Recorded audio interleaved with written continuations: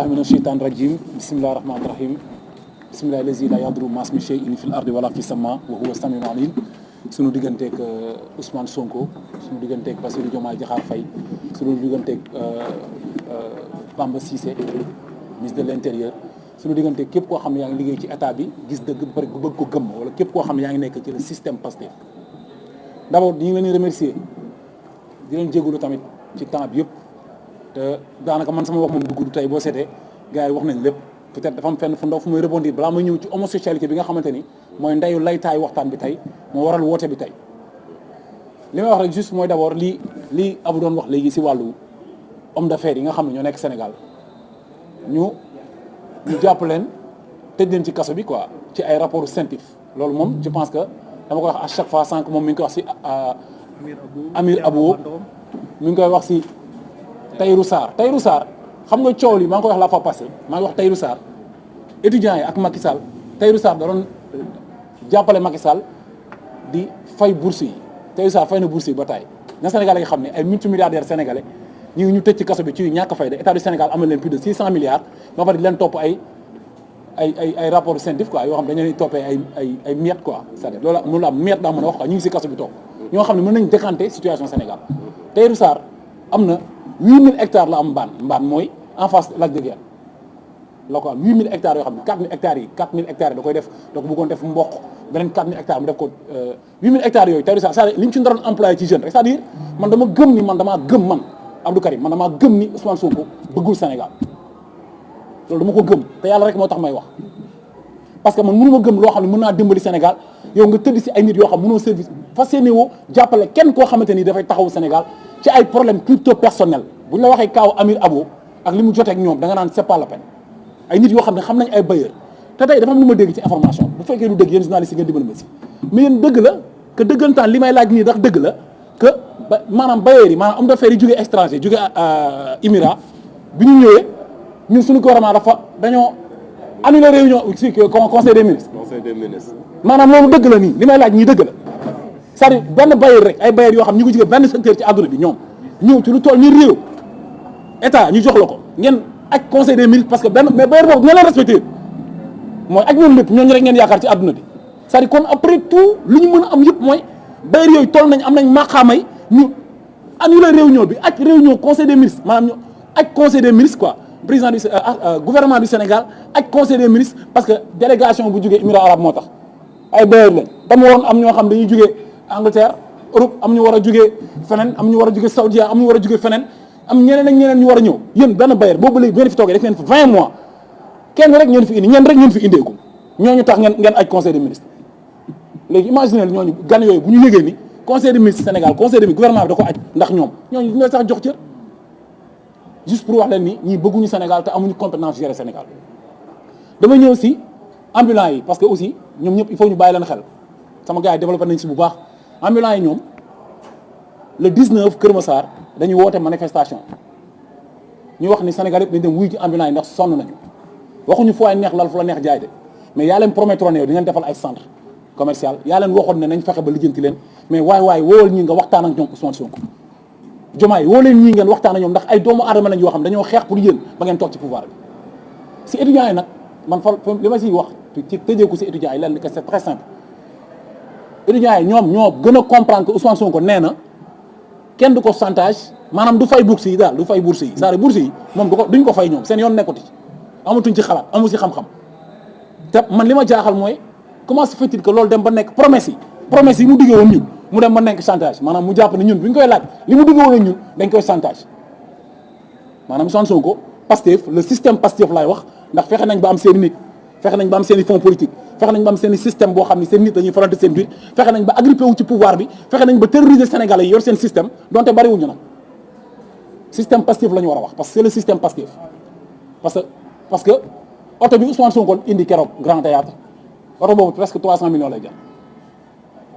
le révolutionnaire riche là le Thomas Sankara bourgeois oto bi 200 et quelques millions lay jar oto bi Ousmane Sonko di dawal rek léegi nag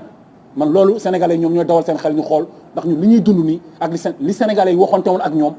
fan lañ ci jëm ak ñoom ñu ñëw nag ci homosexualité bi homosexualité ñun man Abdou Karim Gueye ma fàttaliwaat ko fii li oustaz Matar Sarr di bañ ànd sàmm jikko yi collectif non à l'homosexualité man maa ko créé man collectif non à l'homosexualité moo dox ba nekk ànd sàmm jikko yi bi ma koy créé centre boobu ak Adama bu fi ñëwoon léegi maa ngi koy gërëm ñoo ko créé woon centre boobu c'est-à-dire déjà ñoo ko créé woon quoi c'est-à-dire bi ñuy xeex dañu doon xeex pour ñu criminaliser homosexualité am yaakaar dañuy criminaliser homosexualité ñu dig ñu ko wax ñu ko lu tax parce que Sénégal ñun ñëpp dañoo nangu ni Macky Sall musul campagne homosexualité musul wax benn engagement bu mu jël ko ne day criminaliser homosexualité ak loo mën a waxal Macky Sall te pourtant xeex nañu ak moom jàkkaarloog moom woote Obélix Sénégal yëpp génn ñu jàkkaarloo ne ko da ngay criminaliser homosexualité par force def nañ ay proposition de loi doo ko Assemblée nationale ànd ak ay député woote nañ si def nañ ay pétition dem ci këru sëriñ sëpp dem ci abbé yi dem ci monseigneur dem ci kilifa diina yëpp ñu signé pétition bi ak loolu noonu collectif non homosexualité bi dox ba nekk ànd sàmm jikko yi ñun man maa ngi woon si délégation boobu fu nekk dem nañ fa ba ñoom ñëpp ñu jox ñu seen i kàddu ñu ñëw jébbal ko Ousmane Sonko mu jël ay engagement am toog ñëpp seetaan ko mu ne man day Ousmane Sonko bu ñu amee majorité assemblée nationale li may njëkk a def li may wax yéen a ma ko gën a xam damay répété fàttaliwaat nit ñi rek man day suñu amee majorité assemblée nationale li ñuy njëkk a def bokk na ci criminaliser homosexualité parlement bi ñu njëkkee tijji man damaa jubali foofu indi proposition de loi pour criminaliser homosexualité ci tur nitu dëgg valeur su ma nee criminaliser homosexualité nag sur toutes ses formes laa wax apologie de l'homosexualité financement d'homosexuel ONG yi ñëw fii nii lépp loo xam day yëngu ci wàllu ngóor jigéen buy góorgóorlu góor buy jigéen lu di ko promouvoir parce que ak képp koo xam yaa ngi dooleel parce que éducation sexuelle maanaam Sénégal système d'éducation bi dañ ci imprégné éducation sexuelle di ci promouvoir homosexualité d'une autre manière en catimini dafa am te bi ñu waxee ministère de la femme de la famille et du genre ñun dañ koo xeex ak Macky Sall ndax genre mooy ngóor jigéen rek ndax ku ne femme ne famille ku ne femme ne enfant jeex na la koy doole leneen genre mooy ngóor jigéen rek te étymologiquement boo demee ci genre définition bi loolu lay wax léegi nag ñun bi ñuy xeex góor jigéen dañ ne Nations Unies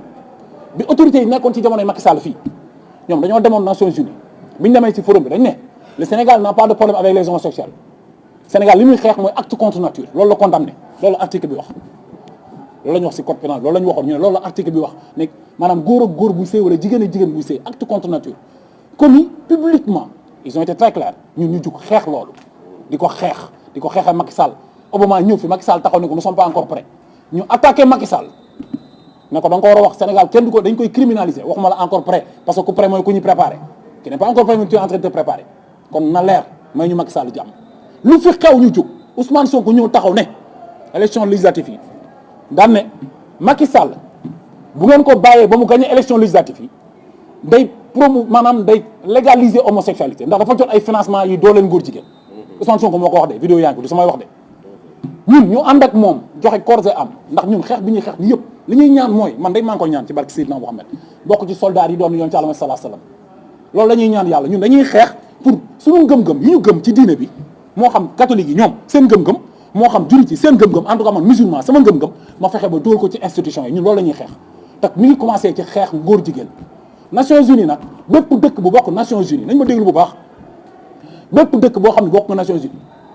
da ngaa accepter homosexualité li taxoon ñu doon xeex Ousmane ñu doon xeex jàppale Ousmane Sonko dafa waxoon ni ñoom soxlawuñu FMI soxlawuñu Banque mondiale ndax moo tax tubaab yi di am doole di imposer Sénégal pour ñu nangu homosexualité ndax financement yi moo tax ñoom bi ñu ñëwee ñëpp gis nañ li ñu def ci la ñu nañ leen taxaw xeex ngóor jigéen nag dafa am lu am solo lu sénégalais war a comprendre nekkul xeex boo xamante ni dañ koy seetaan ak état nekkul xeex boo xam ne askan wi dañoo war a toog di xaar ay nit yoo xam ne parce que boo xoolee parlement bi député yi engagement bu nekk jël nañ ko lu nekk dugg nañ ci mais ba léegi laaluñu góor jigéen doogoo ci benn yoon Ousmane Sonko di wax depuis qu'il est au pouvoir muy wax a wax ba ni homo pour moom homo bi ñu fóotee su ko waxee sax waaye di koy indi problème te loolu nekk loo xam ne chaque fois maa ngi koy répété di ko répété waat pour Sénégalais yi taxaw ci ferme ci criminalisation de l'homosexualité ñu joxoon leen fi délai nag délai bi ñu leen joxoon ñu ngi leen ko joxoon keroog le 13 mai bi passé ñu def benn marche boo xamante ni ñu ngi ko defee woon rond-point Almadies jëm rond-point Casino ci benn góor jigéen bu fi ñëw nekk un grand influenceur homosexuel français ñëw fii di manifester wu di def ay tweet di def ay affaire di xaw ma ni ñu koy waxee di def ay selfie ci digg dëkk bi xam nga di taxawaalu naan say excellence Sénégal maa ngi Dakar di kookaliwaate yàlla ñun ñu toog di xool naan moom la wala du moom lii góor jigéen wala du góor jigéen ci digg dëkk bi far immeuble ba mu nekkoon daanu mab ñu def fa manifestation taxaw fa jox leen délai ne 6 mois la ñu ni may bu ngeen criminaliser homosexualité nañ jugaat booba léegi moom moo def tey ñu ngi ci 7e mois bi le 13 bii lay am 7e mois le 15 décembre assemblée nationale xam ngeen dafay xew